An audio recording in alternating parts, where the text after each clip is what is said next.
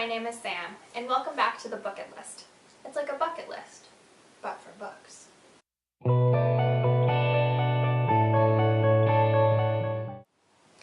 Today I'm going to be doing Top 5 Wednesday.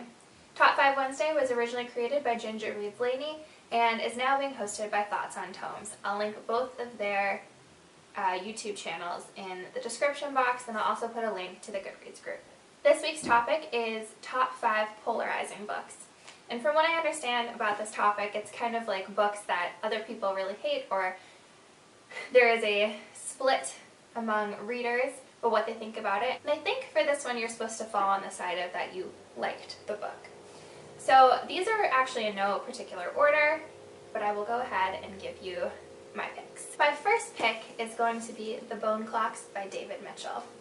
And can we just take a second, even though this is, my copy's pretty beat up, but look how pretty. I just really love the spine on this one. I know it's all damaged, don't worry about it, but just love that. Now, The Bone Clocks is a particular example of, I think, the larger bibliography or, selection of David Mitchell's work. People either really love him or really hate him. I really enjoy him. I will admit his books are at times confusing, nonsensical, maybe a little full of themselves. I mean, it's okay, I think, when you're reading an author to see their writing's flaws and to acknowledge those, and you can still enjoy the story, you can still enjoy the writing, but, be honest. And I definitely find that with David Mitchell. There are cons to his writing, and that's why he's not my favorite author of all time, but I do really enjoy his works. So I picked The Bone Clocks because it's the one I read first, which I later learned is actually kind of out of order. They're all connected, and I have a lot of his backlog of books to read, but that was the first one I read. It was the introduction. It was confusing, what have you, but it was good. Number 2, I have Wuthering Heights by Emily Bronte. Now this is actually my all-time favorite classic. I just picked this edition. It's actually not the edition I usually read from.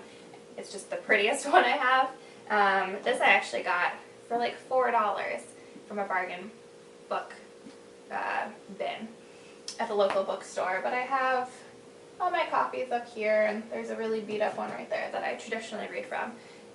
This is polarizing because I feel, and I might be wrong, but this is my impression from people I've talked to, you're either a Jane Eyre or you're a Wuthering Heights, and I am a Wuthering Heights kind of girl. People find this story, they're like, it's supposed to be romantic, but it's terrible. Well, I think it's not supposed to be romantic, it's supposed to be terrible, and I love it for being terrible. So, polarizing in that aspect. A lot of people don't like it, and people who do like it really like it, like myself. So I'm just gonna love it. Number 3 is Jitterbug Perfume by Tom Robbins. I don't see a ton of people talking about Tom Robbins on YouTube, or this book in particular. It's actually my dad's favorite book. He tried to give it to me pretty much every birthday or holiday from the age of like 14 till 20 when I finally read it. Also, really not appropriate book for a 14-year-old. Don't know what he was thinking, but it took me a long time to get around to it anyway. I think teenage me was just like, oh, it's something my parents like, I won't read it. But I actually did end up really enjoying it. I find with people I talk to that this book is polarizing because it's got a lot of magical realism / just magic. I don't know exactly how to describe it. I would probably put it in the magical realism realm. And it's pretty out there. The writing is, oh, that one's hard to describe too. The writing is just very, it's poetic, but also very silly. And this is probably a bad comparison, but to an extent I almost think of it as like a dirtier version of Douglas Adams in like Hitchhiker's Guide, but not exactly that. Yeah, I guess that's the closest comparison I can draw. And a lot of people don't like that sort of humor, don't like that sort of writing, but I'm a big fan. Number 4 is Lolita by Vladimir Nabokov. Now, this book is controversial for a lot of reasons, most notably the inappropriate relationship between the main character and the young girl. We'll just call it what it is. It's pedophilia. And it's disgusting. and a lot of people don't like it because of that, because that is terribly problematic, and you don't, well, I ended up hating both of the characters, but in a good way. But I think you're supposed to sympathize with the main character. And a lot of people don't like to do that. Why would you want to sympathize with a pedophile? I'm a mental health professional, so I find that whole sort of psychological aspect incredibly fascinating, but if you're not reading for that, then it's just a disturbing book.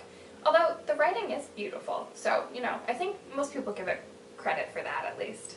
But yeah, it's just a book that I actually really enjoy, despite its disgusting aspects. And finally, at number 5, I have Casual Vacancy by J.K. Rowling. Now, a lot of people hate this book because they said it was too slow, the plot was bad, just a lot of things. I actually really loved it.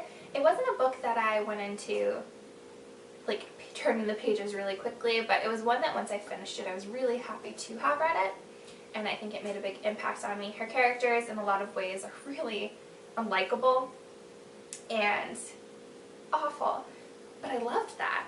And as you see a theme here, apparently I like unlikable characters, so I don't know what that says about me. But I do admit that, you know, part of the reason why I might like it so much is the author. Now, how much of that is her writing that I just really adore, because everything she's written I do like, and I think it's because I feel very at home in her writing. But, you know, I go into something with her name on it with certain expectations, and maybe I'm tricking my mind into thinking that the book lives up to those expectations. That is certainly a possibility, something I can't rule out. But if we take a step back from that, I still do enjoy all of the stories, so let's not put too fine a point on it. I'm not going to sit here and psychoanalyze my love of the Queen J.K. Rowling, and I'm just going to go with it. So Casual Vacancy was a big A+ for me. Alright, so that's it for this week's Top 5 Wednesday. Thanks so much for letting me ramble on about books, and if you like what you see, you like me, you like books, you like this channel, you want to see little snippets of my cat from time to time, then subscribe. It would be great. And I'll see you guys next time. Bye.